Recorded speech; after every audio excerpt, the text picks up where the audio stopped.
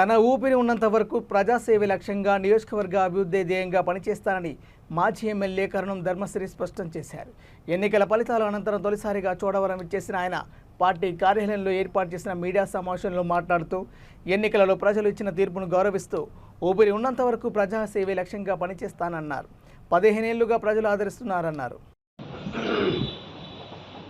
నిర్ణయాలు తీసుకోవడం వల్లే ఈ ఓటమికి ప్రధానంగా కేవలం నిరుత్సాహంలో ఉండి ఎవరు కూడా గతంలో 2019లో ఎంతైతే ఉత్సాహంగా పనిచేశారో ఆ ఉత్సాహం కొట్టొచ్చినట్టు ఇక్కడ అస్సలు కనిపించకుండా నిరుత్సాహంతో కేడర్ అందరూ కూడా ముందుకు అడుగులు వేశారు.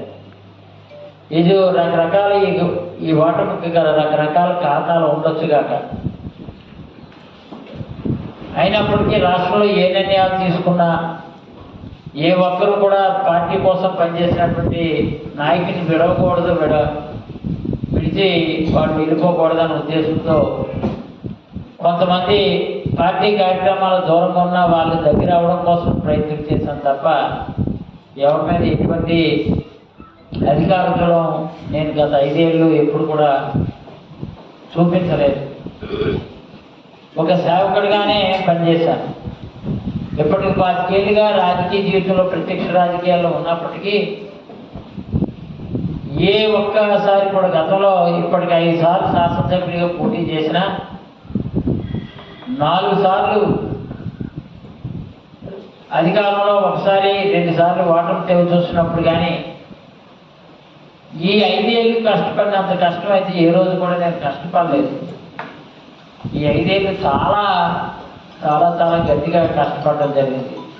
నిరంతరం ప్రజల్లో ఉండడం, తెల్లవారు 5 నుంచి రాత్రి 11 వరకు కూడా ప్రజాక్షేమం కోసం ప్రజాస్వామ్యబద్ధంగానే ప్రభుత్వ ఫలాలు క్షేత్రస్థాయికి అందివ్వాలని తపంతో నాకు మంచి రోజులు వస్తాయి, కేవలం నాకు కూడా ఒకే ఒక చిన్న స్వార్థం ఏంటంటే ఇంకా ఉన్నతమైనటువంటి స్థాయికి వెళ్ళగలను, వెళ్ళి నన్ను నమ్ముకున్నటువంటి నాయకత్వానికి, నన్ను నమ్ముకున్నటువంటి కేడర్కి సాయం చేసే రోజులు, ఇంకా మంచి అవకాశాలు నాకు కలుగుతాయనే ఒకే ఒక నమ్మకంతో గత 5 ఏళ్ళుగా వ్యాపారాలు వదులుకొని ఏ వ్యాపారం కానీ వ్యవసాయం కానీ ఏది కూడా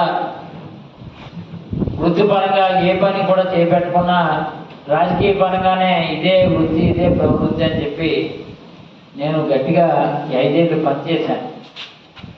సుమారు 100 పంచాయతీలు సర్పంచులు కైవసం చేసుకోవడంలో కానీ, 4 ఎంపీపీలు 4 ఎంపీటీసీలు కైవసం చేసుకోవడం కానీ, ఎంపీటీసీలు అన్నీ కూడా సుమారు 70 ఎంపీటీసీల వరకు కూడా మనం గెలుచుకోవడం కానీ, ఇవన్నీ కూడా వైఎస్ఆర్